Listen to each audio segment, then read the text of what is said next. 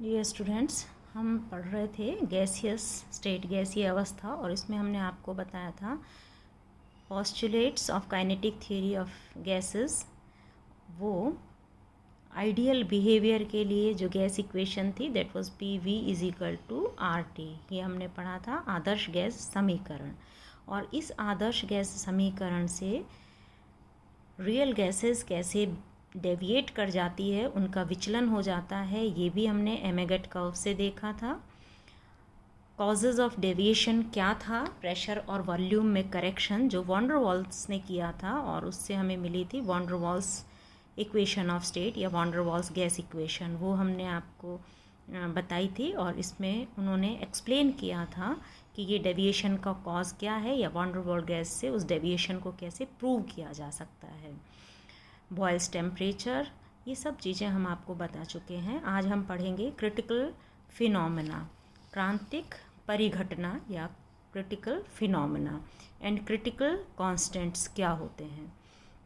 जैसा कि आप जानते हैं, अगर हम किसी भी गैस का ताप कम करते हैं और दाब को बढ़ाते हैं, तो टेम्परेचर कम करने पर, अगर हम टेम्परेचर किसी गैस का कम करते हैं तो टेम्परेचर को कम करने पर उसके जो मॉलिक्यूल्स हैं उनकी काइनेटिक एनर्जी भी कम हो जाती है। अगर टेम्परेचर को डिक्रीज़ करेंगे तो गतिज ऊर्जा भी उसकी कम हो जाएगी, और ये मॉलिक्यूल जिस स्पीड से मूव कर रहे थे इनका मूवमेंट भी कम हो जाएगा।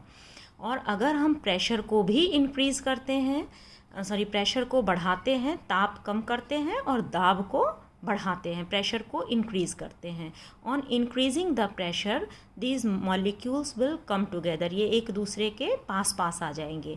और जब ये एक डेफिनेट रेंज में पास पास आएंगे तो इनमें इंटरमॉलिक्यूलर फोर्स जो है, अट्रैक्शन फोर्स है, वो बढ़ जाता है। और अल्टीमेटली ताप कम करने पर, किसी भी गैस का टेम्परेचर कम करने पर और उसका प्रेशर बढ़ाने पर, ये मॉलिक्यूल गैस के पास पास आते हैं और वो जो गैस है वो लिक्विफाई हो जाती है, द्रव में परिवर्तित हो जाती है, लिक्विफिकेशन ऑफ गैसेस। तो with decrease in temperature kinetic energy of molecule decreases and intermolecular forces become stronger, and ultimately at a given pressure gases liquefy, जो गैस है उसका द्रवीकरण हो जाता है। हर एक गैस के लिए जो ताप है वो उसका एक विशिष्ट गुण है, कैरेक्टरिस्टिक प्रॉपर्टी है, फंडामेंटल प्रॉपर्टी है।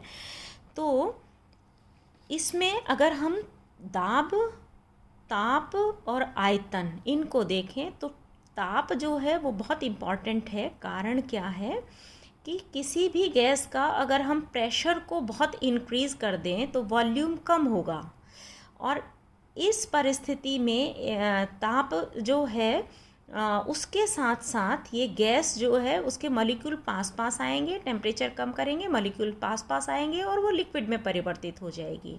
लेकिन हर एक गैस के लिए एक पर्टिकुलर टेम्परेचर होता है, उस टेम्परेचर पर, किसी भी गैस का कोई पर्टिकुलर टेम्परेचर है, उस टेम्परेचर से अधिक ताप पर अगर वो गैस है तो आप कितना भी दाब बढ़ा लीजिए या आयतन उसका कम तो होगा, लेकिन वो इतना कम नहीं होगा कि वो गैस लिक्विड में चेंज हो जाए।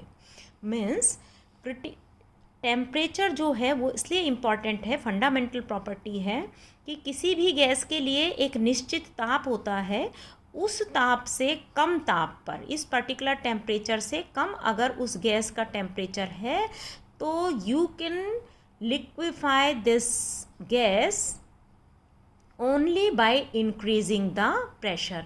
केवल आप दाब को बढ़ा के गैस को द्रव में परिवर्तित कर सकते हो, लेकिन उस ताप से अधिक ताप पर, कोई टेम्परेचर कोई भी है, कितना भी उस गैस का प्रेशर जो है आप कितना भी इंक्रीज़ कर लीजिए, वो गैस लिक्विफाई नहीं होगी, कभी भी वो लिक्विफाई नहीं होगी। तो किसी भी गैस के लिए ताप उसका एक फंडामेंटल प्रॉपर्टी है और हर एक गैस का एक विशिष्ट ताप होता है, एक पर्टिकुलर टेम्परेचर होता है जिसे उस गैस का क्रांतिक ताप या क्रिटिकल टेम्परेचर कहते हैं। अब क्रांतिक ताप क्या हुआ कि किसी भी गैस के लिए वो ताप जिससे कम ताप पर, ये या इससे कम ताप पर गैस को केवल प्रेशर इंक्रीज करके दाब हम बढ़ाएंगे और वो गैस द्रव में परिवर्तित हो जाएगी। लेकिन अगर वो गैस उस क्रिटिकल टेम्परेचर से अधिक ताप है उसका, तो आप दाब को कितना भी बढ़ा लीजिए वो गैस द्रव में परिवर्तित नहीं होगी और वो ताप उस गैस का क्रिटिकल टेम्परेचर क्रांतिक ताप कहलाता है। Every gas has a characteristic temperature below which it can be liquefy with increase in pressure, but above which the gas cannot be liquefied howsoever large pressure may be applied on it. This temperature is called critical temperature, क्रांतिक ताप। कौन सा ताप हुआ कि किसी gas का वो ताप जिससे कम ताप पर तो गैस को हमने दाब बढ़ाया और वो द्रव में परिवर्तित हो गई, लेकिन उस क्रिटिकल टेम्परेचर से अधिक अगर ताप है तो आप दाब को कितना भी बढ़ा लीजिए वो द्रव में परिवर्तित नहीं होगी। और क्रांतिक ताप पर गैस को द्रव में बदलने के लिए कम से कम जो प्रेशर चाहिए वो उसका क्रिटिकल प्रेशर पीसी कहलाता है। पीसी से उसको डिनोट करते हैं, क्रांतिक दाब या critical pressure, the pressure required to liquefy a gas at or below its critical temperature is also a characteristic property of the gas and this is known as critical pressure। किसी भी gas के लिए ये भी एक विशिष्ट दाब होता है कि इस दाब से अधिक क्रिटिकल टेम्परेचर पर मिनिमम इतना दाब चाहिए तभी वो गैस द्रव में परिवर्तित हो सकती है। तो द्रव में तो वैसे तभी होगी जब वो गैस क्रांतिक ताप या उससे कम ताप पर होगी। तो क्रांतिक ताप या उससे कम ताप पर किसी गैस को द्रव में परिवर्तित करने के लिए, लिक्विफाई करने के लिए कम से कम जो प्रेशर चाहिए वो उस गैस का क्रांतिक दाब, क्रिटिकल प्रेशर कहलाता है, राइट। और कोई भी गैस का एक मोल क्रांतिक ताप और क्रांतिक दाब पर जो आयतन घेरता है, जो उसका आयतन होता है, वॉल्यूम होता है, वो कहलाता है critical volume, denoted by Vc, critical volume. मतलब क्रांतिक ताप और क्रांतिक दाब पर एक मोल गैस का आयतन या जो वो आयतन घेरती है वो आयतन, वो वॉल्यूम क्रिटिकल वॉल्यूम कहलाता है। अब ये जो सारे कांस्टेंट्स है, critical temperature, critical pressure, critical volume, इनको हम क्रिटिकल कांस्टेंट्स, क्रांतिक स्थिरांक कहते हैं। और क्रांतिक दाब और क्रांतिक ताप पर अगर कोई गैस है, क्रिटिकल प्रेशर और क्रिटिकल टेम्परेचर पर कोई गैस है, तब वहाँ पर उसकी लिक्विड और गैसियस स्टेज जो है उन दोनों का घनत्व समान होता है। या यूँ कहें कि Pc और Tc पर लिक्विड की डेंसिटी और गैस की डेंसिटी ये दोनों एक दूसरे के इक्विलिब्रियम में होती है। जितना लिक्विड की डेंसिटी होती है उतनी ही गैस की डेंसिटी होती है। मतलब अगर मान लीजिए हमारे पास कोई गैस है, वो क्रिटिकल टेम्परेचर और क्रिटिकल प्रेशर पर है, तो हम उसको डिस्टिंग्विश नहीं कर सकते कि ये लिक्विड फॉर्म में है या गैसियस फॉर्म में है, because at that particular point density of liquid is equal to density of gas. So at Pc and Tc means critical pressure and critical volume temperature, it is not possible to make a distinction between the liquid phase and the gaseous phase of the gas and is said to be in the critical state। हम कहेंगे कि ये gas हम critical state में है और यही phenomena, यही परिघटना कहलाती है क्रांतिक। ये जो गैस है वो कहलाएगी क्रिटिकल स्टेट में, क्रांतिक अवस्था में। और ये जो फिनोमेना है जिसमें बड़े आराम से कोई गैस लिक्विड स्टेट से गैसियस स्टेट में या गैसियस स्टेट से लिक्विड स्टेट में मर्ज हो जाती है, जिसमें हमें पता नहीं चलता, या यूँ कहे दोनों की डेंसिटी समान होती है, इस फिनोमेना को हम क्रिटिकल फिनोमेना कहते हैं। So the phenomena of the smooth merging of a gas into its liquid state is called the critical phenomena. क्रांतिक परिघटना क्या हुई कि क्रांतिक ताप और क्रांतिक दाब पर किसी गैस का लिक्विड गैस से लिक्विड अवस्था में मर्ज होना, या दोनों की डेंसिटी जब एक समान होती है और वो गैस से लिक्विड में चेंज हो जाती है या दोनों इक्विलिब्रियम में होती है, वो फिनोमेना कहलाता है क्रिटिकल फिनोमेना। इन सब को पीसी, वीसी, टीसी, इनको हम क्या कहेंगे? Critical constants. ये सब हमें क्रिटिकल कांस्टेंट्स कहलाते हैं। हर एक गैस के लिए ये जो पीसी, वीसी, टीसी है, इनका ये हम कह रहे हैं फंडामेंटल प्रॉपर्टी है। फंडामेंटल प्रॉपर्टी मीन्स इनकी एक डेफिनेट वैल्यू है। हर एक गैस के लिए ये अलग अलग होती है। जैसे अगर हम आपको बताएं कुछ गैसेस के क्रिटिकल कांस्टेंट्स हैं, जैसे CO2 है, उसका क्रिटिकल टेम्परेचर जो है वो 30.98 मीन्स अप्रॉक्सीमेटली 30 डिग्री सेंटीग्रेड है। तो CO2 को अगर हमें द्रव में परिवर्तित करना है तो उसका ताप 31 डिग्री सेंटीग्रेड से कम होना चाहिए, तब हम दाब बढ़ा के गैस को द्रव में परिवर्तित कर सकते हैं। लेकिन अगर CO2 गैस का टेम्परेचर 31 से ज़्यादा है तो आप कितना ही प्रेशर इंक्रीज कर लीजिए, वो गैस में परिवर्तित नहीं होगी। ये ताप CO2 का क्रिटिकल टेम्परेचर है। मीन्स CO2 के लिए ये एक पर्टिकुलर टेम्परेचर है। ये CO2 की ही फंडामेंटल प्रॉपर्टी है कि उसका क्रिटिकल टेम्परेचर 31 डिग्री सेंटीग्रेड है। लाइकवाइज इसका क्रिटिकल प्रेशर मतलब 31 डिग्री सेंटीग्रेड या उससे कम ताप पर इसको लिक्विफाई करने के लिए मिनिमम हमें 73 एटमॉस्फेरिक प्रेशर चाहिए, तभी CO2 गैस से लिक्विड में चेंज होगी। और क्रिटिकल टेम्परेचर और क्रिटिकल प्रेशर पर CO2 के 1 मोल गैस का आयतन 95.65 सेंटीमीटर क्यूब पर मोल होता है। ये उसका ये डेफिनेट है कि CO2 का अगर 1 मोल है और क्रांतिक ताप दाब पर वो गैस है तो उसका आयतन हमेशा यही होगा, और उसकी डेंसिटी जो है वो इतना ग्राम पर CL 0.460 ये उसकी डेंसिटी होती है, जो क्रिटिकल डेंसिटी कहलाती है।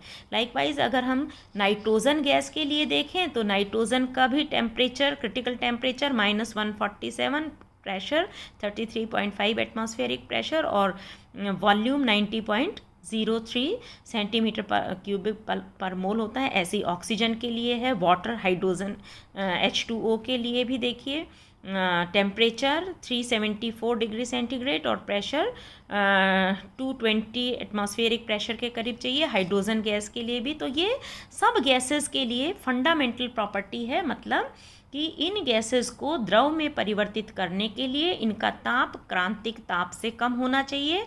कम से कम इतना प्रेशर क्रांतिक ताप से कम पर चाहिए, तब वो गैस में लिक्विफाई गैस से लिक्विड में चेंज हो सकती है। लेकिन इन गैसेस का अगर टेम्परेचर इससे ज़्यादा है तो आप प्रेशर कितना भी इंक्रीज़ कर लीजिए, कितना भी बढ़ा लीजिए, वो द्रव में परिवर्तित नहीं होगी। तो ये जो फिनोमेना है ये कहलाता है क्रिटिकल फिनोमेना।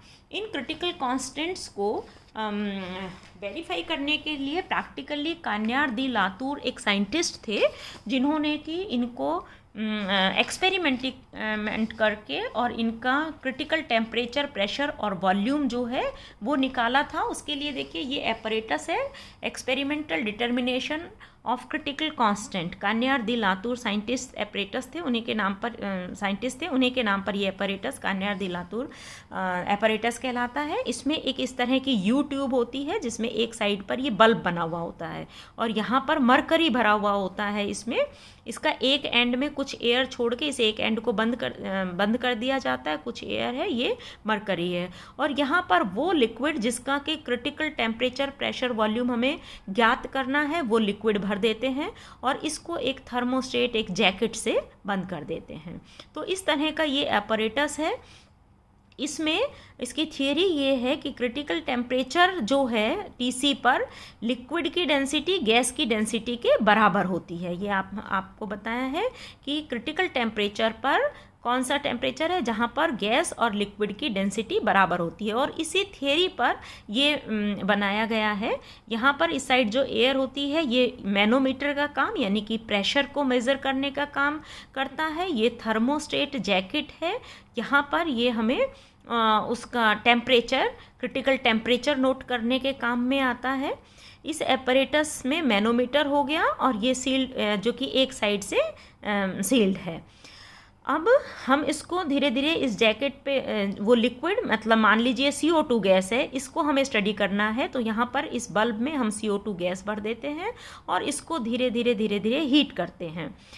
हम कुछ एक पर्टिकुलर टेम्परेचर पर, पहले तो क्या होता है, यहाँ पर कुछ एयर है और ये लिक्विड है, तो हमें एक लिक्विड फॉर्म में CO2 है और कुछ उसकी वेपर फॉर्म होंगी, मतलब वो गैसियस फॉर्म में होगी, तो हमें एक डिमार्केशन लाइन दिखती है कि ये गैस है और ये लिक्विड है। फिर हम टेम्परेचर को जब धीरे धीरे राइज करते हैं तो ये दोनों एक दूसरे में मिलने लग जाते हैं, मतलब लिक्विड से गैस में इसके मॉलिक्यूल आने लग जाते हैं और एक पर्टिकुलर टेम्परेचर पर इन दोनों की डेंसिटी एक जैसी हो जाती है। जब सेम डेंसिटी हो जाएगी ये तो जो बाउंड्री है वो इनविजिबल हो जाएगी, या यूँ कहें कि फॉग जैसा सा, पूरे में एक धुआं सा फॉग जैसा सा बन जाएगा और हमें जो ये क्लियर बाउंड्री पहले थी वो इनविजिबल हो जाएगी। वो टेम्परेचर T1 हम नोट कर लेते हैं, उसका temperature T1 mist like, fog like होगा। जब टेम्परेचर को इंक्रीज़ किया तो वो T1 टेम्परेचर नोट कर लेते हैं। उसके बाद इसको कूल करते हैं और धीरे धीरे ठंडा करने पर ये दोनों बाउंड्रीज अलग से दिखने लग जाएगी। कम ताप पर ये अलग अलग हो जाएगी, कुछ लिक्विड में और कुछ गैस में। क्लियर बाउंड्री होगी, उस टेम्परेचर को नोट कर लेते हैं T2 और इन दोनों का ताप का मीन निकाल लेते हैं, वो हो जाएगा क्रिटिकल टेम्परेचर, राइट। और इसी तरह उस टाइम पर जब T1 पर प्रेशर क्या था वो नोट कर लेते हैं, T2 पर प्रेशर क्या था वो नोट कर लेते हैं, तो ये इसका प्रेशर आ जाएगा। तो T1 T2 और P1 P2 नोट करके क्रिटिकल टेम्परेचर और क्रिटिकल प्रेशर नोट कर लेते हैं। तो ये एक पर्टिकुलर टेम्परेचर पर ये हो गया। उसके बाद हम इसका वॉल्यूम निकालने के लिए, क्रिटिकल वॉल्यूम निकालने के लिए हम इनडायरेक्टली निकालते हैं। डायरेक्ट मेथड से वॉल्यूम नहीं मेज़र करते हैं, क्योंकि गैसेस का आपने शुरू में हमने बताया था कि इसके मॉलिक्यूल बहुत दूर दूर होते हैं। तो मॉलिक्यूल दूर दूर होने से जब हम शुरू में थोड़ा सा भी प्रेशर इंक्रीज़ करते हैं तो मॉलिक्यूल एकदम पास पास आ जाते हैं, मतलब वॉल्यूम सडनली एकदम से कम होता है। जब इनिशियली गैस पर प्रेशर को इंक्रीज़ किया तो वॉल्यूम तेज़ी से कम होता है, मतलब वॉल्यूम में बहुत ज़्यादा चेंज आता है। और जब ये लिक्विड फॉर्म में आ जाता है तब आप बहुत ज़्यादा प्रेशर बढ़ाओगी तब भी वॉल्यूम में माइन्यूट सा चेंज होगा। मीन्स वॉल्यूम जो है फ्रीक्वेंट, बहुत तेज़ी से उसका वॉल्यूम कम होता है, और जब कम हो जाता है तो आप प्रेशर बढ़ाओगे तो उसमें चेंज भी, मतलब या तो चेंज बहुत जल्दी आता है या चेंज नहीं आता है, बहुत धीरे धीरे आता है। इसलिए हम डायरेक्ट इसमें वॉल्यूम मेज़र करने में इसमें एरर आने की पॉसिबिलिटी है, तो हम इनडायरेक्ट मेथड से, law of linear diameter method से हम इसको मेज़र करते हैं। और इसमें हम क्या करते हैं कि जो डेंसिटीज़ है यहाँ जो हमने मैनोमीटर में डेंसिटी को नोट किया था, इसकी डेंसिटी को नोट कर लेते हैं। और डेंसिटी आपको जो है उससे, डेंसिटी से हम उसका वॉल्यूम निकाल देते हैं। आपको पता है आयतन बराबर घनत्व अपॉन उसका मॉलिक्यूलर वेट, डेंसिटी और molecular weight that is equal to volume, या density is equal to mass upon volume आपने पढ़ रखा है। डेंसिटी इज इक्वल टू होता है मास अपॉन वॉल्यूम, राइट। तो हम उसकी डेंसिटी को नोट कर लेंगे और उसका मास किसी भी गैस का एक पर्टिकुलर होता ही है, और उससे हम उसका आयतन निकाल लेंगे, या V इज इक्वल टू क्या हो जाएगा, मास अपॉन डेंसिटी आ जाएगा। तो मास तो एक डेफिनेट मास ही है, होता ही है, और डेंसिटी हम इसकी मेज़र कर लेंगे।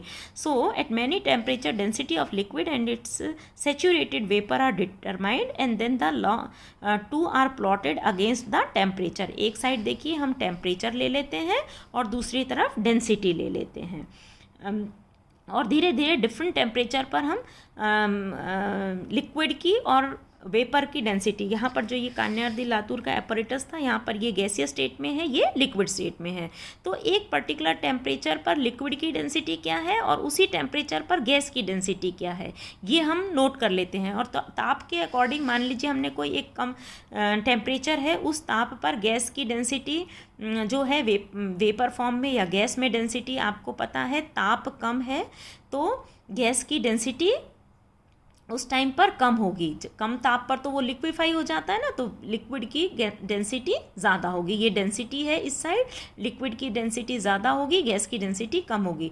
हमने ताप बढ़ाया तो क्या होगा, लिक्विड से गैस में चेंज हो जाता है, मतलब लिक्विड की डेंसिटी इस साइड कम हो गई। ये डेंसिटी है ना, this direction shows density, this is temperature. तो जैसे जैसे हम टेम्परेचर को बढ़ाएंगे, ये जो लिक्विड फॉर्म है इसकी डेंसिटी कम होती जाएगी, और गैस की डेंसिटी यहाँ कम थी, इधर ये गैस की डेंसिटी इंक्रीज होती जाती है, इधर इंक्रीज हो रही है, इधर डिक्रीज हो रहा है। तो लिक्विड की डेंसिटी धीरे धीरे धीरे धीरे ताप बढ़ने के साथ साथ लिक्विड की डेंसिटी कम होती है, और ताप बढ़ने के साथ साथ वेपर की डेंसिटी बढ़ती चली जाती है। इन दोनों की डेंसिटी क्रिटिकल पॉइंट पर एक हो जाएगी, तो वो हमारा क्रिटिकल पॉइंट कहलाता है PC। और वहाँ पर अगर हम इन दोनों का मीन लें तो ये हमारा क्रिटिकल मीन कहलाएगा, और ये जो इस पर एक लंब डालें तो ये क्रिटिकल डेंसिटी कहलाएगी। तो इससे हम इनडायरेक्टली क्रिटिकल डेंसिटी निकाल लेते हैं और उससे क्रिटिकल वॉल्यूम निकाल लेते हैं। तो इस तरह से कान्याड दी लातूर ने क्रिटिकल टेम्परेचर, क्रिटिकल प्रेशर और क्रिटिकल वॉल्यूम निकालने के लिए ये अपना एपरेटस दिया था, जिसके आधार पर हम ये नोट कर लेते हैं। अब गैसेस के लिए ये क्रिटिकल जो फिनोमिना है उसके आधार पर गैसेस के लिए आइसोथर्म्स प्लॉट करे थे, जिसको कि pressure volume isotherms of real gases कहते हैं। ये हम नेक्स्ट टर्न पे पढ़ेंगे। इससे रिलेटेड कुछ एक नोट्स जो हैं वो आप देख लीजिएगा, लिंक में हम शेयर कर देंगे। Thank you.